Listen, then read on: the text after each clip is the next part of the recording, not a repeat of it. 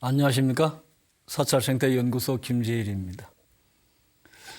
겨울철에 산에 올라가 보면 늘 푸른 나무들이 쉽게 눈에 띄는데, 우리나라에서 상록수라고 하면 소나무, 잣나무, 전나무 그렇게 꼽습니다.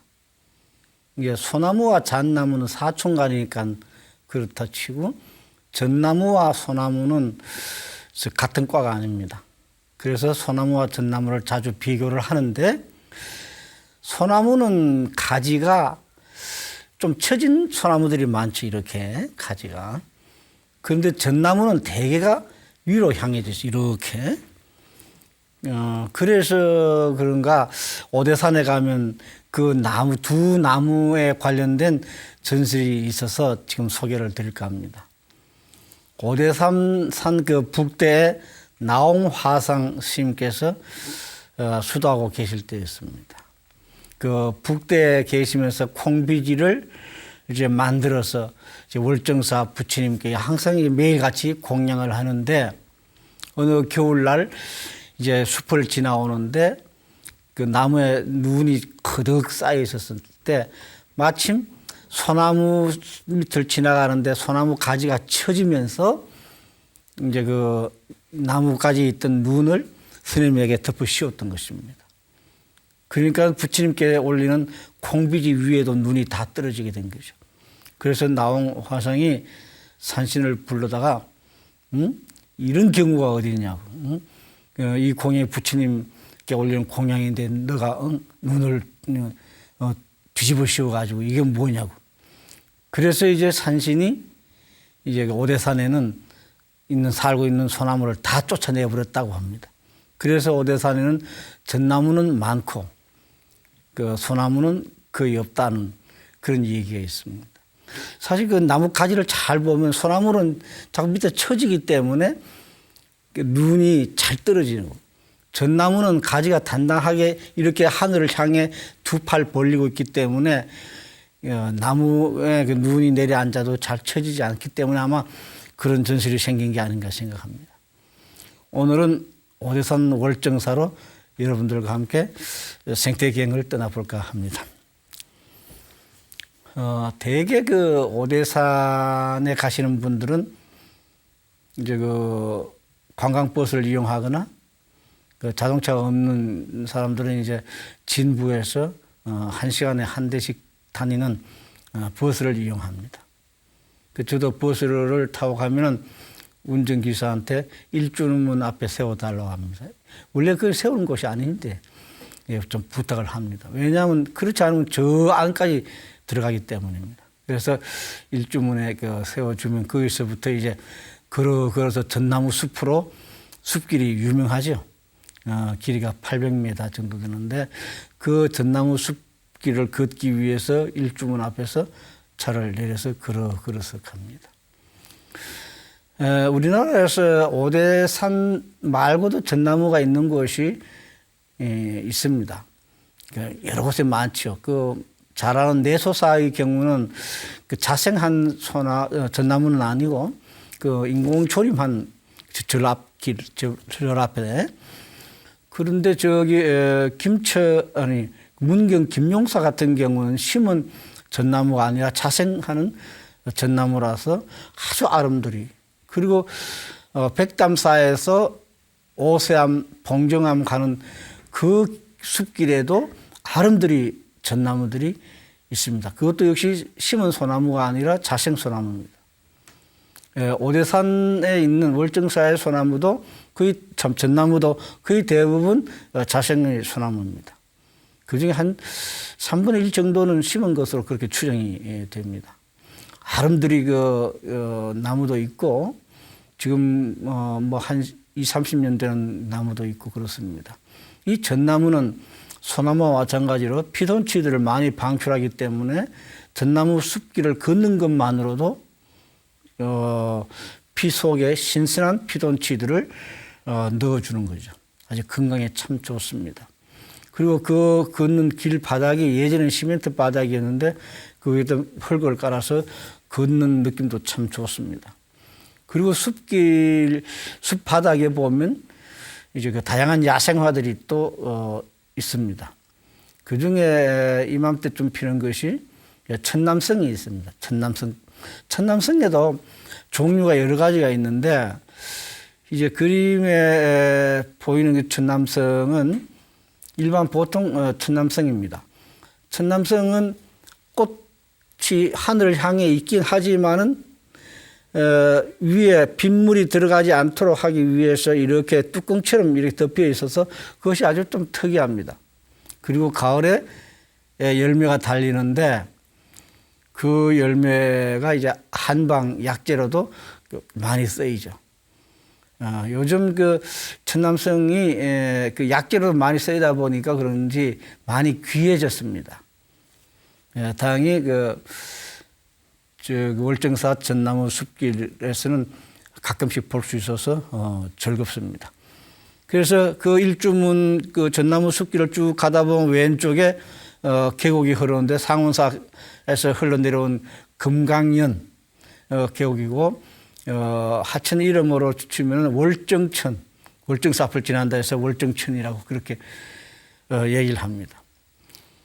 지난번에 저기 가서 이제 생태 조사를 했는데 열목어도 살고 있고 금강모치도 살고 있고 주로 1급수, 2급수에 살고 있는 아주 건강하고 아주 귀한 우리 물고기들이 토종들이 살고 있습니다. 지금 그림에 보이는 것이 금강모치입니다. 크기는 10cm 정도 미만 되거나 뭐 그 정도인데 찬물에 살고 있고 깨끗하고 맑은 물에 살고 있습니다. 금강이라고 하는 이름이 주는 이미지와 같이 아주 산속에 개울물에 살고 있습니다. 버들치와 비슷하게 생긴 버들치 사촌 정도로 보시면 되겠는데 특징은 옆줄에 황금색 띠가 2줄이 있다는 점입니다. 그 다음에 그때 가서 생태조사 특히 어류조사를 하면서 좀 마음에 씁쓸했던 것은 거기서 미꾸라지를 발견했습니다. 여러분도 아시다시피 미꾸라지는 논이라든지 시골의 봇도랑 같은 데서 이제 흔히 서식하고 있는 3급수 어종입니다. 흐린 물에, 탁한 물에 살고 있는 것이 미꾸라지인데 저 1급수 맑은 물에서 미꾸라지를 보고는 씁쓸하게 웃었습니다. 저것이 왜 저기에 살고 있는가 생각해 봤더니 몰래 술래 와서 부처님한테 참배 와서는 이제 방생한다고 아마 풀어준 게 아닌가 저는 생각합니다. 그렇지 않고는 저 맑은 물에 미꾸라지가 올라와 오기도 어렵거니와 살기도 어렵습니다. 왜냐하면 1급수 물에는 이끼가 없고 미꾸라지가 먹을 만한 게 없기 때문에 굶어 죽기가 딱 알맞습니다. 그래서 아무리 생명을 방생해 주는 것도 좋지만 여건을 보고 방생을 해 줘야 되지 풀어주고 난 다음에 그야 살든 죽든 그렇게 해서는 방생의 참뜻이 이루어질 수가 없습니다. 그래서 지난해 미꾸라지가 지금까지 살고 있을지 참 의문입니다. 그 다음에 이제 경내로 쭉 이렇게 들어가 보면 이제 참 월정사의 가람 배치는 편안합니다. 이제 대웅 보존을 중심에 두고 전각들이 좌우에 둥그스름하게 부드럽게 그리고 그 뒷산 봉우리도 어머니 전부름처럼 둥그스름하고 온화하고 부드럽게 생겼습니다. 마당의 생김새도 그렇고 그래서 전나무가 주는 직선적인 것. 전나무는 소나무처럼 휘어지는 법이 없습니다. 다 창 끝처럼 쭉쭉 뻗어 있죠. 직선적으로. 그 직선을 순화시켜주는 것이 경내에 둥그스름한 그런 분위기입니다. 그래서 아주 잘 맞아떨어지는 것이 월정사의 가람 배치입니다. 그런데 한 가지 아쉬운 것은 대웅연 앞에 쫙 심어놓은 나무들을 자세히 보니까 조금 그거는 불합격 같습니다. 왜냐하면 거기에 우리 나무보다는 외국 나무가 많았어요. 일본 나무, 일본 목련. 지금 보이는 것이 세열 단풍이라고 그래가지고 이제 공작 단풍. 그것도 일본에서 온 나무죠. 그러면 노란 해당화라고 한 것도 다른 나라에서 온 것이고. 그리고 또 우리 전통 조경에서는 가위질을 하지 않습니다. 일본 말로 센떼이. 이제 가위로 나뭇가지 같은 것을 잘라갖고 이쁘게 만들고 동그스름하게 만들고 이것은 우리나라의 방식은 아니거든요. 그래서 그것이 조금 아쉽다는 느낌을 들었습니다. 우리 전통 조경에 맞는 것을 앞으로 개선해 나가야 되지 않을까 저는 생각을 합니다. 그 다음 이제 경내를 돌아보고 용검루로 해서 바깥으로 가면 전나무가 또 있는데 아까 숲길로 지나온 전나무하고는 조금 다릅니다.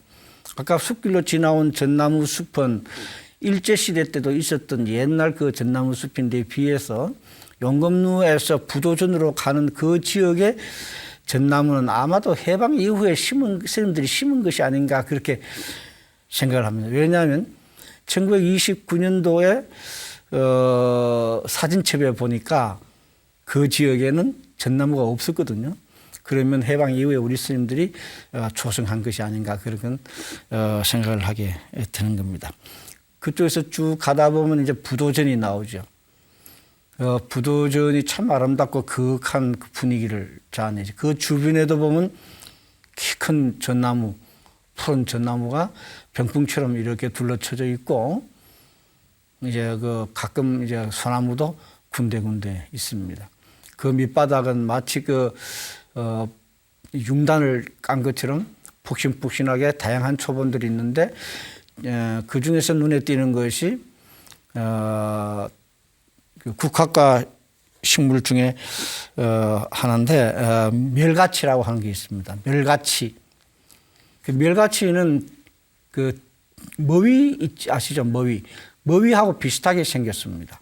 그러면서 머위보다는 잎사귀가 좀 두껍고 그것이 멸가치라고 하는 국화과 식물입니다. 주로 숲 그늘에서 사는 것이 바로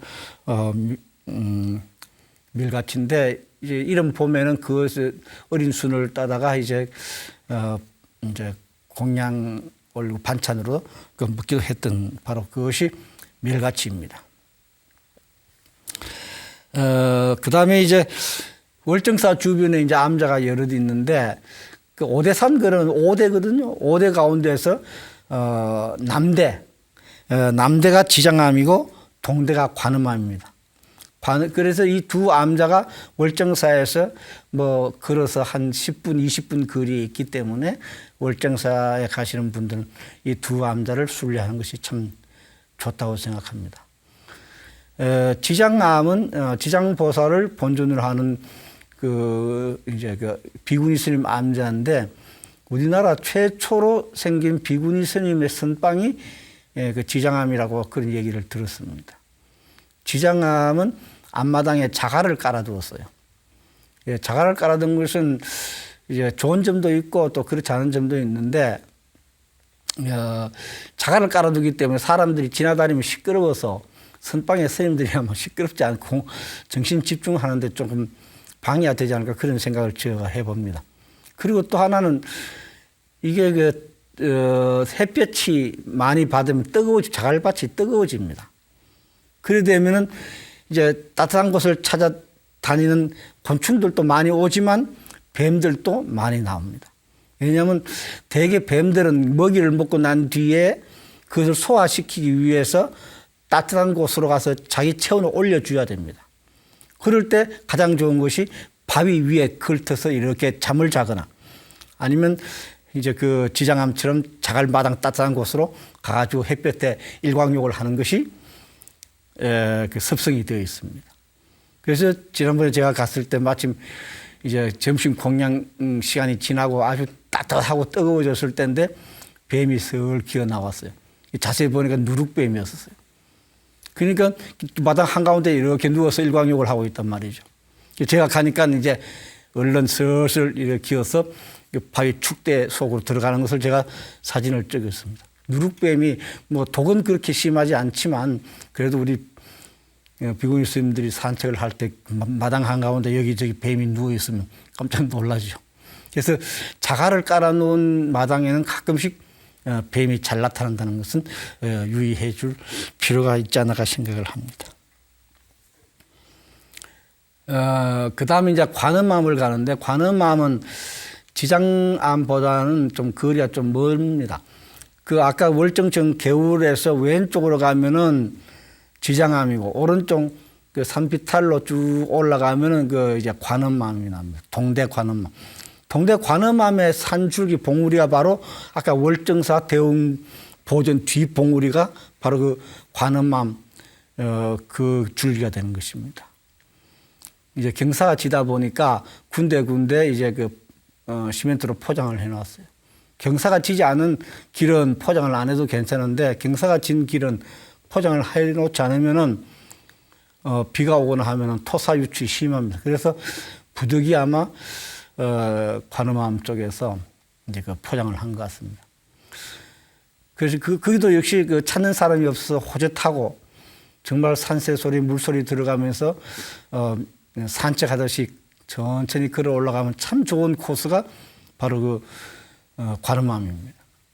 관음암에는 그 노스님이 지난번에 가니까 노스님이 계셨는데, 정말 그 노스님하고 시자 한 분이 그 두 분이 사시는 것 같은데, 해우소 관리를 해놓은 걸 보고 제가 깜짝 놀랐습니다.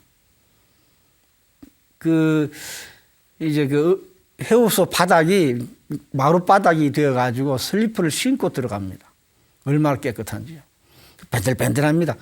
예전에 그 초등학생들이 교실 바닥에 초 같은 걸 문질러가고 뺀질뺀질하게 윤을 내듯이 우리 스님들이 그 이제 해우소 바닥을 뺀질뺀질하게 이제 갈고 닦아가지고 차마 들어서기가 미안할 정도로 깨끗하게 잘 관리됐습니다. 냄새도 없었습니다. 참, 그래서 저는 요즘 관광사찰에 그 수세식 화장실이 많이 생기는데, 그건 물도 많이 낭비하고 아주 부작용이 많습니다. 겨울에 물이 올까 싶어서 사람이 있으나 없으나 24시간 히터를 틀어놓죠. 그 에너지 낭비가 얼마입니까? 그런데 우리 전통 해우소는 응아를 하면 그것을 이제 그 생화학적으로 처리해서 그걸 퇴비로 만들어서 농사도 짓고 그 환경에 전혀 부담을 주지 않는 그런 것이 우리 불교의 전통 해우소였는데, 아무튼 제가 그 관음암에 가서 참 스님들의 생활 하나하나에서 우리가 본받을 것이 참 많다고 그렇게 생각을 했습니다. 그 다음에 이제 그 새벽에 그 관음암에 한번 갔습니다. 제가 새벽에는 이제 그 새 사진을 찍기 위해서 이제 갑니다. 사찰 주변의 새들은 스님들의 예불 시간에 맞춰서 일어납니다. 예불 할 때 되면 목탁도 치고 연불도 하기 때문에 새들도 그때 일어나죠. 그래서 예불 시간이 송광사 같은 큰 절에는 보통 3시 반이죠. 그러다 새들도 3시 반쯤 일어납니다. 그 다음에 이제 좀 작은 암자나 말사 같은 데에서는 조금 늦습니다. 4시나 4시 반쯤. 그러다 거기는 또 새들도 4시나 4시 반쯤 일어납니다. 참 그걸 보고는, 그것도 제가 처음에는 몰랐는데 여러 해 조사도 하고 산에서 지내다 보니까 새들도 사람을 닮아가는구나. 그 생활 리듬이 생명을 가진 것들은 비슷하게 가게 마련입니다. 제가 그 관음암에 갔을 때 이런 새벽에 그날 안개비가 주룩주룩 오고 있는데, 여섯째 처마 끝이 아니라 용마루 끝에 뭐가 하나 있단 말이죠. 그 약간 어둑어둑했기 때문에 잘 몰랐어요. 좀 기다렸다가 찍어 보니까 올빼미였습니다. 긴점 올빼미라고 해서 천연기념물로 지정되어 있죠. 한때는 저 새가 멸종이 되었다고 그래가지고 소문이 자자했습니다. 그런데 저 관음암에 살고 있었습니다. 저건 특색이기 때문에 관음암 주위에서 멀리 가지 않습니다. 그래서 관음암의 그 노스님의 아마 친구가 되지 않을까 싶습니다. 우리의 귀한 새 긴점박이 올빼미를 거기서 본 것은 정말 행운이었습니다. 자, 오늘은 그리고 부엉이하고 올빼미하고 차이가 있는데, 올빼미는 눈 위에 깃이 없는데 부엉이는 두 깃이 있습니다. 그 차이점이 아주 뚜렷한 차이점이고, 같은 점은 역시 밤에 사냥을 다닌다는 점은 같은 점입니다. 오늘은 오대산 월정사와 그 주변 남자를 돌아봤습니다. 감사합니다.